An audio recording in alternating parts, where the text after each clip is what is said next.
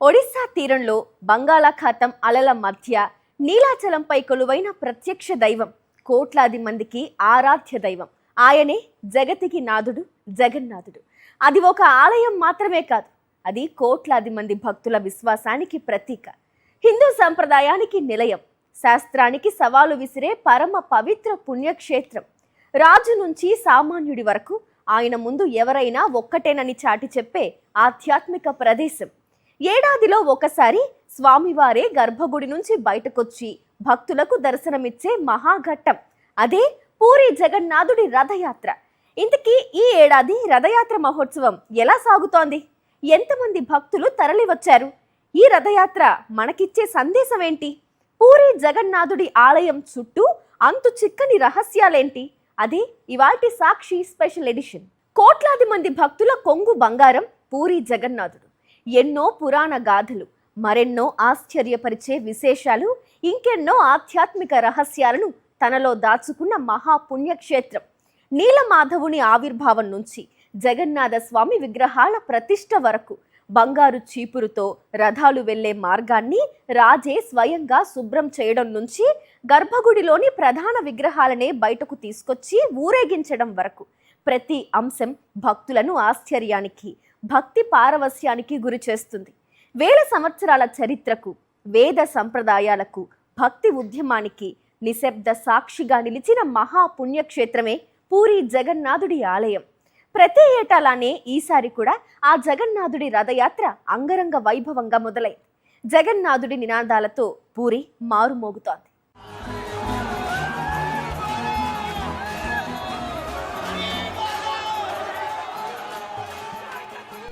పూరి జగన్నాథ రథయాత్ర ప్రపంచంలోనే అత్యంత ప్రాచీనమైన అతిపెద్ద రథోత్సవం.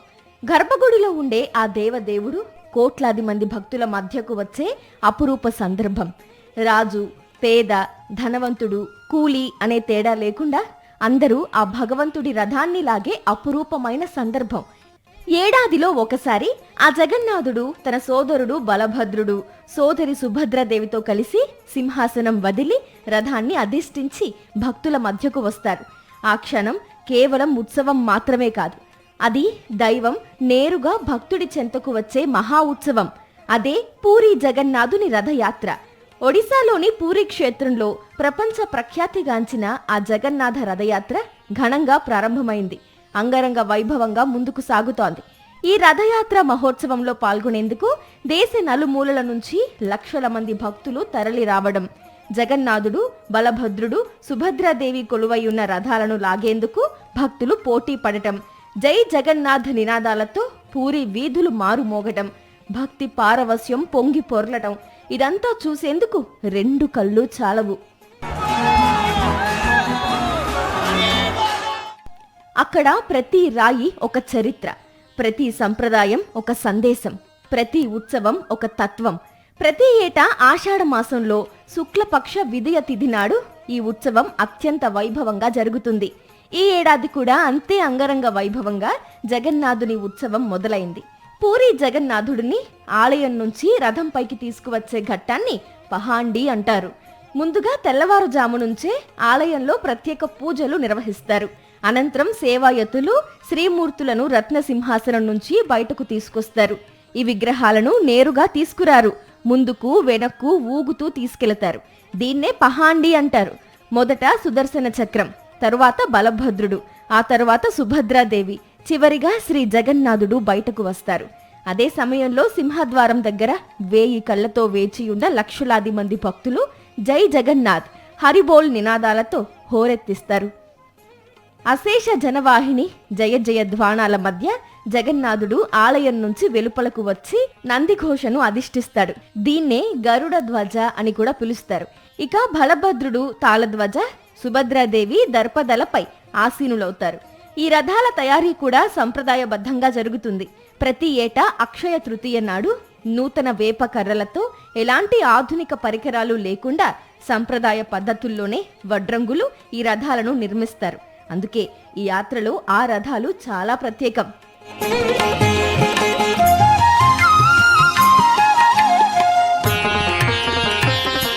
రథయాత్రలో అత్యంత ప్రతిష్టాత్మకమైన ఆచారం చేరా పహార.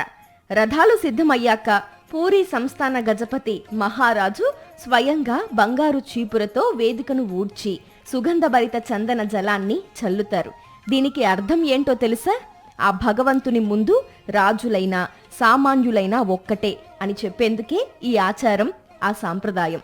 ఆ తరువాత జగన్నాథుడు బలభద్రుడు సుభద్రతో కలిసి దాదాపు 3 కిలోమీటర్ల దూరంలో ఉన్న గుండిచాదేవి ఆలయానికి ప్రయాణిస్తారు. భక్తులు జయ జయ ధ్వానాలతో రథాలను లాగుతారు. ఈ సమయంలో ఇసుకేస్తే రాలనంత మంది భక్తులతో పూరి నిండిపోతోంది. శంఖనాదాలు, ఘంటారావాలు, మృదంగాలు, జానపద వాయిద్యాలతో అడుగడుగునా ఆధ్యాత్మిక వాతావరణం కనిపిస్తుంది. జై జగన్నాథ్ నినాదాలతో పూరి మారుమోగిపోతుంది. దేశ విదేశాల నుంచి వచ్చిన యాత్రికులు, సాధువులు, భక్తులతో పూరీ నగరం భక్తజన సంద్రంలా మారిపోతుంది. ప్రస్తుతం పూరిలో ఇలాంటి భక్తి పారవస్యమే ఉప్పొంగుతోంది. జగన్నాథ రథాన్ని లాగడం జన్మజన్మల పుణ్యఫలంగా భావిస్తారు భక్తులు. భక్తుల విశ్వాసం ప్రకారం రథాన్ని లాగడం వల్ల పాపాలు తొలగి దైవానుగ్రహం లభిస్తుంది. అందుకే లక్షలాది మంది భక్తులు ఈ సేవలో పాల్గొనడానికి ఆసక్తి చూపుతారు. ఒకరితో ఒకరు పోటీ పడతారు. ఈ జగన్నాథ రథయాత్రలో భక్తుల తాకిడి ఏ స్థాయిలో ఉంటుంది అంటే కేవలం 3 కిలోమీటర్ల దూరం ప్రయాణించడానికి ఒక్కోసారి 2 రోజులు పట్టిన సందర్భాలు ఉన్నాయి. జగన్నాథుడు, బలభద్రుడు, సుభద్రాదేవి గుండీచా ఆలయంలో 9 రోజుల పాటు ఆతిథ్యం స్వీకరిస్తారు. భక్తుల విశ్వాసం ప్రకారం గుండీచా ఆలయం జగన్నాథుడి మేనత్తగారి ఇల్లుగా భావిస్తారు.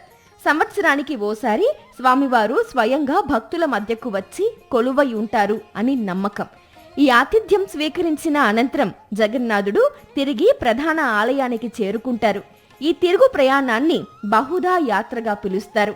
మధ్యలో స్వామివారు తన అత్తగారి ఇల్లైన మౌసిమా ఆలయం వద్ద ఆగి తనకు అత్యంత ప్రియమైన పొడపీఠాను నైవేద్యంగా స్వీకరిస్తారు. తిరుగు రథయాత్ర కూడా అంతే వైభవంగా సాగుతుంది.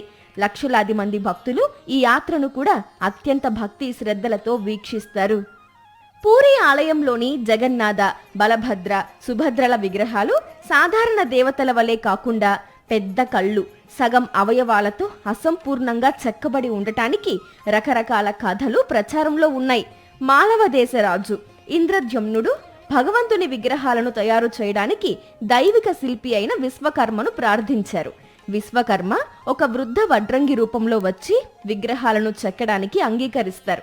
అయితే 21 రోజుల పాటు తాను ఒక మూసి ఉన్న గదిలో విగ్రహాలను చెక్కుతాను, ఆ సమయంలో ఎవరు ఆ తలుపులు తెరవకూడదని షరతు విధించారు. కానీ కొన్ని రోజుల తరువాత లోపలి నుండి శబ్దాలు రావడం ఆగిపోయింది. వృద్ధ శిల్పికి ఏమైనా జరిగిందేమోనని ఆందోళన చెందిన రాణి గుండీచా ఒత్తిడితో రాజు 21 రోజులు పూర్తి కాకముందే గది తలుపులు తెరిపించారు. ఆ క్షణంలో విశ్వకర్మ అదృశ్యమయ్యాడు. లోపల విగ్రహాలు చేతులు కాళ్ళు లేకుండా అసంపూర్ణంగా ఉండిపోయాయి. తన తప్పుకు పశ్చాత్తాపపడుతున్న రాజుకు స్వామి కలలో కనిపించి తనను ఈ అసంపూర్ణ రూపంలోనే పూజించాలని ఆదేశించారని చెబుతారు.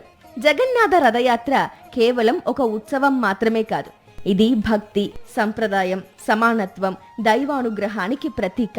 చెరాపహార, రథాలను లాగడం, బహుదా యాత్ర వంటి విశిష్ట ఆచారాలు ఈ మహోత్సవాన్ని మరింత పవిత్రంగా నిలబెడుతున్నాయి. ప్రతి సంవత్సరం పూరిలో జరిగే ఈ దివ్య రథయాత్రను దర్శించడం జీవితంలో ఒక గొప్ప ఆధ్యాత్మిక అనుభూతిగా భక్తులు భావిస్తారు. అందుకే ఈ ఏడాది కూడా ఆ జగన్నాథుని రథయాత్రలో పాల్గొనేందుకు భారీగా భక్త సంద్రం తరలివచ్చింది.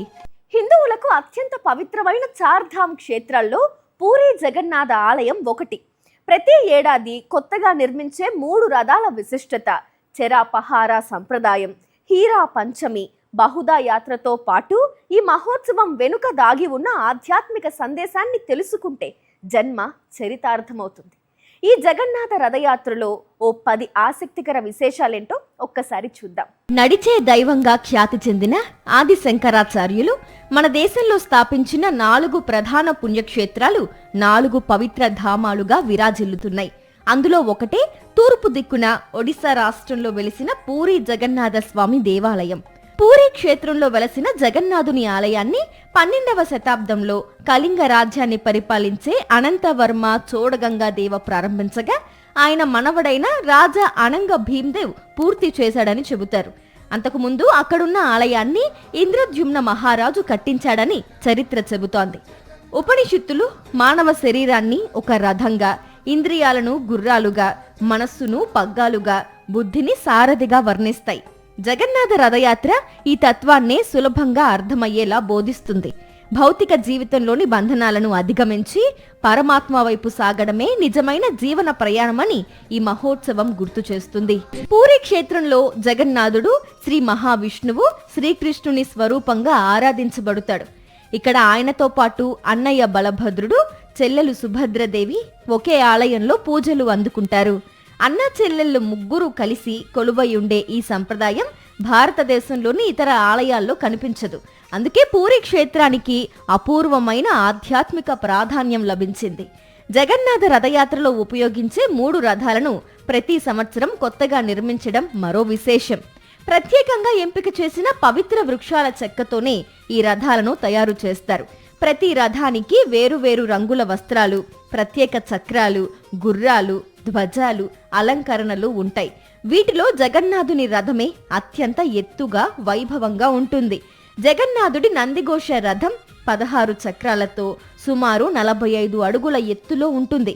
బలభద్రుడి తాళధ్వజ రథం ఆకుపచ్చ, ఎరుపు రంగుల అలంకరణతో ప్రత్యేకంగా కనిపిస్తుంది. సుభద్రాదేవి దర్పదాలన్ రథం 12 చక్రాలతో నలుపు, ఎరుపు రంగు వస్త్రాలతో అలంకరిస్తారు. ఇక ఆ జగన్నాథుడి రథయాత్రలో 10 విశేషాల విషయానికొస్తే, ప్రతి సంవత్సరం ఆషాఢ మాసం శుక్లపక్షం ద్వితీయ తిథిన పూరీ జగన్నాథ ఆలయం నుంచి ఈ యాత్ర మొదలవుతుంది.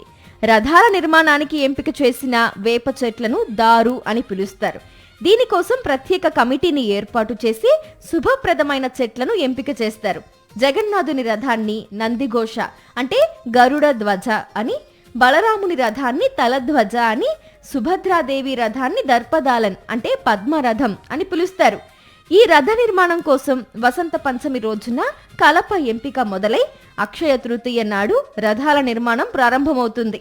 రథాల తయారీలో మేకులు, ఇతర పదునైన లోహ వస్తువులను ఉపయోగించరు. రథయాత్ర 5వ రోజైన హేరా పంచమి నాడు స్వామిని విడిచి వెళ్లారన్న ఆగ్రహంతో అమ్మవారు లక్ష్మీదేవి గుండీచా ఆలయానికొచ్చి నందిఘోష రథచక్రం వద్ద సంకేతక ఉత్సవాన్ని జరుపుతారు. స్వామి తన అత్తగారి ఇల్లు అయిన గుండిచా ఆలయంలో వారం రోజుల పాటు బస చేసి ఆషాఢ శుక్ల దశమి తిథిన తిరుగు ప్రయాణమవుతారు. దీనినే బహుళ యాత్ర అంటారు. తిరిగి ఆలయానికి చేరుకున్న స్వామిని, అమ్మవారిని గర్భాలయంలోకి ప్రవేశించే ప్రక్రియను నీలాద్రి విజయం అని పిలుస్తారు. రథయాత్ర సాగే మార్గంలో సాల్బేగ్ అనే ముస్లిం భక్తుడి సమాధి వద్ద కూడా రథం ఆగుతుంది. ఆయన తల్లి హిందువు, తండ్రి మొఘల్ సైనికుడు. ఇక పూరీ జగన్నాథాలయం నుంచి గుండీచా ఆలయం వరకు రథం దాదాపు 3 కిలోమీటర్ల దూరం ప్రయాణిస్తుంది. కొన్నిసార్లు ఈ దూరాన్ని చేరుకోవడానికి రోజుల సమయం పడుతుంది. ఈ రథపు తాళ్లను లాగడం ద్వారా భక్తులు తమ పాపాలు తొలగిపోతాయని, శ్రీహరి లోకంలో స్థానం పొందుతారని బలంగా నమ్ముతారు. పూరీ జగన్నాథుని రథయాత్ర మానవ జీవితానికి సంబంధించి ఎన్నో విశేషమైన తాత్విక అంశాలను తెలియజేస్తుంది. అందరూ భక్తులు కలిసి రథాన్ని లాగడంతో పేద, ధనిక, కుల, మత తారతమ్యం అనేది లేకుండా ఆ భగవంతుడు ముందు అందరూ ఒకటే అనే అర్థం ఇందులో ఉంది. అంతేకాదు, సహజంగా భక్తులు భగవంతుని వద్దకు వెళతారు. కానీ భగవంతుడే భక్తుల వద్దకు వచ్చే విశేష ఉత్సవం ఇది. ఇందులో ఎవరికైతే భగవంతుడి పట్ల భక్తి ఉంటుందో, ప్రేమ ఉంటుందో వారి చెంతకు భగవంతుడు వస్తాడు అన్నది ఈ యాత్రలో దాగిన సంకేతం. జగన్నాథ రథయాత్రలో మరో విశేషం, జగన్నాథుని రథం ముందుకే కదులుతుంది. మనం కూడా జీవితంలో ధైర్యంగా, ప్రేమగా, మానవతా పూర్వకంగా జగన్నాథుని రథం ఏ విధంగా అయితే ముందుకు వెళ్తుందో అదే విధంగా ముందుకు వెళ్ళాలి అన్న సంకేతం ఇందులో ఉంది. ఎన్నో నిగూఢమైన అర్థాలు ఉన్న జగన్నాథుని రథయాత్ర ప్రతి ఒక్కరిలోనూ ప్రేమతత్వాన్ని, ధర్మ జీవనాన్ని నింపాలని ప్రబోధిస్తుంది. పూరీ ఆలయం ఎన్నో ప్రత్యేకతల సమాహారం, సైన్స్కు అందని రహస్యం. పూరీ జగన్నాథ ఆలయం కేవలం ఒక పవిత్ర పుణ్యక్షేత్రం మాత్రమే కాదు, ఆధునిక సైన్స్కు సైతం సవాలు విసిరే ఎన్నో అద్భుతాలకు నిలయం. అసలు పూరీ జగన్నాథ ఆలయం చుట్టూ ఉన్న రహస్యాలేంటి? 11వ శతాబ్దంలో గంగరాజ వంశానికి చెందిన అనంతవర్మన్ చోడగంగదేవ ఈ ఆలయ నిర్మాణానికి పునాది వేశారు. దాదాపు 65 మీటర్ల ఎత్తు కలిగి కళింగ నిర్మాణ శైలికి అద్భుత నిదర్శనంగా నిలిచింది ఈ మహాక్షేత్రం. అనంతవర్మన్ తరువాత వచ్చిన ఆయన వారసులు ఈ ఆలయ నిర్మాణాన్ని పూర్తి చేసి ప్రస్తుతమున్న మహా అద్భుతమైన నిర్మాణంగా విస్తరించారు. గంగ వంశీయులు 11వ శతాబ్దం నుండి 15వ శతాబ్దం వరకు పరిపాలించారు. ఈ కాలాన్ని ఒడిశా ఆలయ సంస్కృతికి సువర్ణ యుగంగా పరిగణిస్తారు.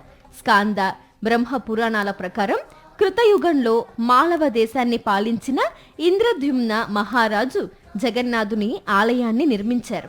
ఆ తరువాత చాలా కాలం గడిచిపోయి కాలగర్భంలో కలిసిపోయిన ఈ ఆలయాన్ని కలియుగంలో ఉత్కల దేశపు రాజు గాల మాధవుడు పునరుద్ధరించి పూజలను ప్రారంభించారని చెబుతారు. పూరి ఆలయంలోని పలు రహస్యాలు ఇప్పటికీ శాస్త్రవేత్తలకు అంతుపట్టవు. ఆలయ శిఖరంపై ఉన్న ధ్వజం ఎల్లప్పుడూ గాలి వీచే దిశకు వ్యతిరేక దిశలో ఎగరడం ఒక పెద్ద వింత. సాధారణ శాస్త్ర నియమాలకు విరుద్ధంగా జరిగే ఈ వింత భక్తులను ఎంతో విస్మయానికి గురిచేస్తుంది. ఆలయ శిఖరంపై నీల చక్రం అని పిలిచే ఒక లోహ చక్రం అమర్చబడి ఉంటుంది. అష్టధాతువుల మిశ్రమంతో తయారు చేయబడిన ఈ చక్రం 11 మీటర్ల చుట్టుకొలత, 3.5 మీటర్ల ఎత్తును కలిగి ఉంటుంది. ప్రతిరోజు సాయంత్రం ఈ జెండా మార్చడం శతాబ్దాలుగా కొనసాగుతున్న ఆలయ సంప్రదాయం. సేవాయతులు అనే వంశపారపర్య సేవకులు మాత్రమే ఇది నిర్వహిస్తారు. సుమారు 214 అడుగుల ఎత్తైన ఆలయ శిఖరంపై ఎలాంటి తాడు లేకుండా, సేఫ్టీ బెల్ట్ లేకుండా శిఖరాన్ని ఎక్కి జెండా మారుస్తారు. ఇక భక్తుల మరో నమ్మకం, ఏ ఒక్క రోజైనా జెండా ఎగరేయకపోతే ఆలయాన్ని 18 సంవత్సరాల పాటు మూసివేయాల్సి వస్తుందట. దీనికి సంబంధించి ఎలాంటి నియమాలు లేవు, కానీ ఇది భక్తుల నమ్మకం.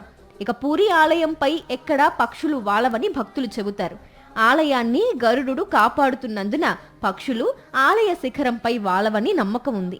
ఇక శాస్త్రవేత్తలకు అంతుపట్టని మరో రహస్యం సముద్రపు హోరు. ఆలయం వెలుపల సముద్రపు శబ్దం బాగా వినిపిస్తుంది, కానీ సింహద్వారం దాటి ఆలయం లోపలికి ప్రవేశించగానే పూర్తి నిశ్శబ్దం ఆవరిస్తుంది. అది ఎందుకో ఎవ్వరికీ అర్థం కాదు. ఇక మధ్యాహ్న సమయంలో ఎండ ఎంత తీవ్రంగా ఉన్నప్పటికీ ఆలయ ప్రధాన గోపురం నీడ భూమిపై పడకపోవడం నిర్మాణ పరంగా ఇప్పటికీ ఒక రహస్యమే. ప్రపంచంలోనే అతిపెద్ద దేవాలయ వంటగదిగా పేరుగాంచిన పూరి జగన్నాథ ఆలయ వంటగది ప్రసిద్ధిగాంచింది. ఎన్నో అద్భుతమైన దైవిక రహస్యాల నిలయం ఈ వంటశాల. ఆలయ వంటగదిలో ప్రతిరోజు 56 రకాల నైవేద్యాలు తయారు చేస్తారు. 752 సంప్రదాయ పొయ్యిలపై మట్టి పాత్రలను ఒకదానిపై ఒకటి 9 పాత్రల వరకు అమర్చి వండుతారు. ఇందులో అద్భుతం ఏమిటంటే అన్నింటికంటే పైనున్న పాత్రలోని అన్నం మొదట ఉడుకుతుంది, ఆ తరువాతే కింద పాత్రల్లోనివి ఉడుకుతాయి. అసలు ఇదెలా సాధ్యమో ఎవ్వరికీ అంతుపట్టదు. ఎంతమంది భక్తులు వచ్చినా అన్నం తక్కువ కావడం కానీ వృధా కావడం కానీ జరగదు. 500 మందికి పైగా వంశపారంపర్య వంట మనుషులు, 200 మంది సహాయకులు నిరంతరం శ్రమిస్తారు. సాధారణ రోజుల్లో వేలాది మందికి వంట చేసే ఈ వంటశాల రథయాత్ర వంటి ఉత్సవాల సమయంలో రోజుకు 1,00,000 మంది భక్తుల వరకు మహాప్రసాదాన్ని వండి వడ్డించగలదు. ఇక్కడ వంట చేయడానికి ఎటువంటి ఆధునిక గ్యాస్ సిలిండర్లు లేదా విద్యుత్ పరికరాలను ఉపయోగించరు. వంట కోసం ఉపయోగించే నీటిని ఆలయ ప్రాంగణంలో ఉన్న ఒక ప్రత్యేకమైన పవిత్ర బావి నుండి మాత్రమే తీసుకుంటారు. ఈ బావి నీటిని ఉపయోగించే హక్కు కేవలం ఆలయ వంట మనుషులకు మాత్రమే ఉంటుంది. అలాగే భగవంతునికి నైవేద్యంగా సమర్పించే ముందు ఈ ఆహారాన్ని ఎవ్వరూ రుచి చూడకూడదు. ప్రసాదంలో ఉపయోగించే మసాలాల పరిమాణం, వాటిని వేసే క్రమానికి సంబంధించిన సూత్రాలు శతాబ్దాలుగా కేవలం నోటి మాట ద్వారా ఒక తరం నుండి మరో తరానికి అందుతూ వస్తున్నాయి. రోజు ముగిసే సమయానికి వండిన ప్రతి పాత్రలోని ప్రసాదం పూర్తిగా వినియోగిస్తారు. ఆ జగన్నాథుడు ఆ రోజు ఎంత తినాలని సంకల్పిస్తాడో అంత మాత్రమే అక్కడ తయారవుతుంది అనేది ఇక్కడి వారి ప్రగాఢ విశ్వాసం. పూరి జగన్నాథ ఆలయం కింద రహస్య నేలమాలిగలు, సొరంగాలు ఉన్నాయనే ప్రచారం చాలా దశాబ్దాలుగా ఉంది. కేరళ అనంత పద్మనాభస్వామి ఆలయంలో రహస్య సంపద బయటపడిన తరువాత పూరిలోనూ నేలమాలిగలున్నాయన్న ప్రచారం జోరుగా సాగింది. ఆలయంలోని రత్న భండార్లో ఒక రహస్య గది ఉందని భక్తులు నమ్ముతారు. ముఖ్యంగా రత్న భండార్ లోపలి గది సుమారు 40 ఏళ్లకు పైగా తెరవకపోవడంతో ఈ ప్రచారం మరింత బలపడింది. రత్న భండార్ నుంచి సముద్రం వరకు రహస్య సొరంగం ఉందని, రాజులు యుద్ధ సమయాల్లో ఉపయోగించేందుకు భూగర్భ మార్గాలు నిర్మించారని, ఆలయ నిధులను రక్షించేందుకు రహస్య నేల మాలిగలు ఏర్పాటు చేశారని భక్తులు నమ్ముతారు. అయితే 2024లో నిర్వహించిన లేజర్ సర్వేలో రహస్య సొరంగం ఉన్నట్లు ఆధారాలు లేవని ఏఎస్ఐ ప్రకటించింది. 2026లో జీపీఆర్ సర్వేలో ఆలయ పరిసరాల కింద కొన్ని భూగర్భ నిర్మాణాలున్నట్లు సంకేతాలు లభించాయి. ఇవి నిజంగా సొరంగాలా లేక ఇతర నిర్మాణాలా, పురాతన డ్రైనేజీ వ్యవస్థ అనే అంశంపై ఇంకా పరిశోధనలు కొనసాగుతున్నాయి. పురావస్తు నిపుణుల అభిప్రాయం ప్రకారం ఇవి గంగ వంశ కాలానికి చెందిన పురాతన నిర్మాణాలు లేదంటే సమీప మఠాలకు సంబంధించిన మార్గాలు కావచ్చని భావిస్తున్నారు. ఏదేమైనా ఆ జగన్నాథుడిని ఒక్కసారి హృదయపూర్వకంగా దర్శించిన పాపాలు తొలగి మోక్షం లభిస్తుంది అన్నది భక్త కోటి ప్రగాఢ విశ్వాసం. ఇది ఇవాల్టి స్పెషల్ ఎడిషన్. మరో ఇంట్రెస్టింగ్ టాపిక్ తో మళ్ళీ కలుద్దాం.